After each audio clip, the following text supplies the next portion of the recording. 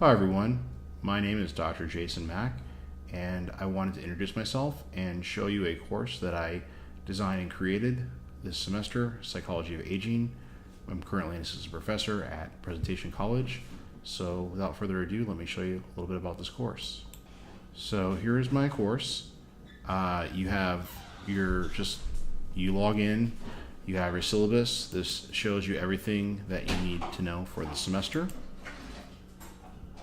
So that's how to contact me, the course catalog description, number of credit hours, the prerequisites, the required texts, the course objectives, the activities we'll be doing, of course your grading scale, academic honesty, and ADA, my policy and late assignments, discussion forums, the quality of assignments, of course, emergencies versus unacceptable excuses, tips for working in an online class, netiquette, my teaching philosophy, technology requirements, and then of course a class schedule.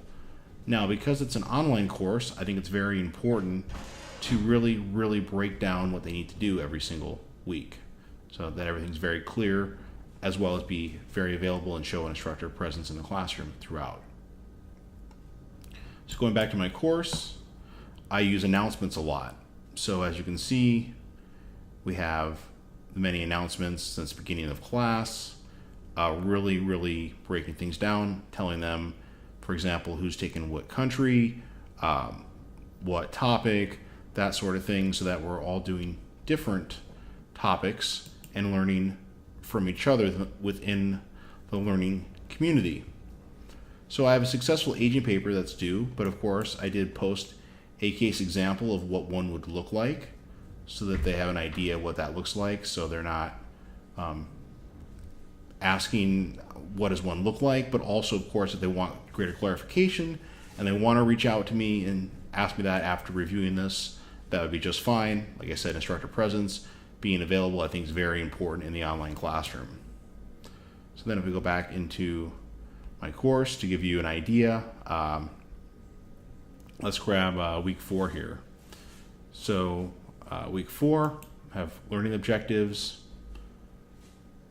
explaining exactly what we're doing, really a high-level summary here, and then I have my learning objectives, Bloom's 2, 3, and 5, really because it is a upper division course, as you can see right here, we want to have higher level learning objectives in terms of Bloom's taxonomy. So then moving on to the rest, I have my lecture as a PowerPoint.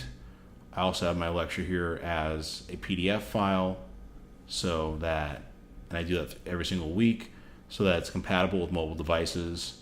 And then, for example, we'll grab week 5 here. I had posted, big 5 personality traits. So in this particular week, we have 2 discussions. So I asked them, based on last name, answer these 2 questions, and then last names A through M, answer these questions.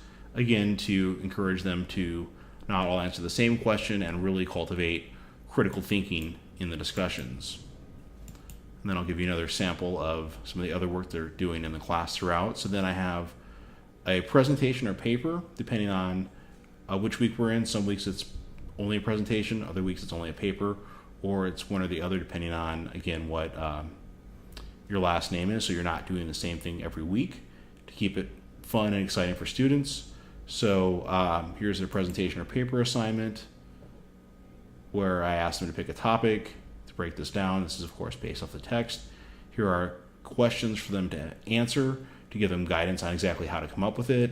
I require a voiceover and a PowerPoint.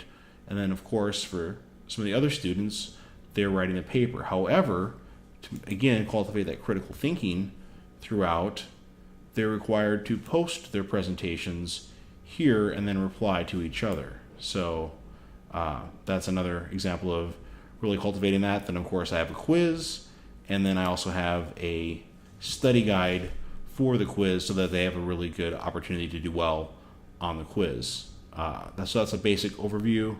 As you can see, I've broken down every single week into what we're going to be doing. Of course, I always have my learning objectives, my reading assignment. For example, here's week 2 reading assignment. Make sure just you read Psych of Aging Chapter 2. That's pretty straightforward, but again, you have your learning objectives, say right here. I have the high level summary, and then I have, again, Bloom's level 2, 3, and 5 right here in terms of what it is we're going to be doing. So hopefully that's provided you a good idea of a summary of what my classes look like. It's a presentation or paper, a quiz, some discussion boards. Now this class happens to be asynchronous. The reason it's asynchronous is because this class has a lot of athletes in it and they travel a lot. I've certainly taught classes online synchronously as well, where I set up a time and they all log in and they usually record that. Now this is Moodle. When I've done the synchronous, I've certainly worked within Blackboard. Hope you enjoyed my teaching video.